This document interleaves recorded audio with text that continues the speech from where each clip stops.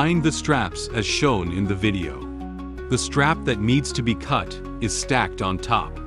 When inserting the straps, please lift the handle with your right hand. Insert the straps with your left hand.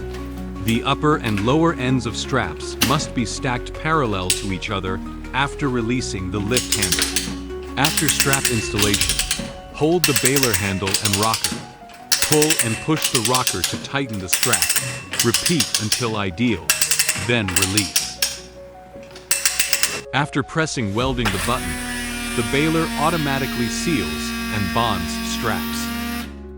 The welding will be completed after the machine indicator light stops flashing. The excess straps are automatically cut off. Lift the handle and loosen the straps. Pull the machine to the right side and away from the straps.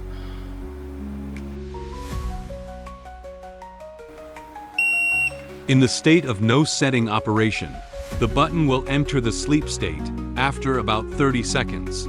There will be a B sound. If you want to set the welding time, please quickly press the DIC key twice to unlock the machine. In the state of no packaging operation, it will enter the sleep state after 120 seconds. To wake up, gently press the welding button lightly. Then the machine will enter the working state. You can operate the packing.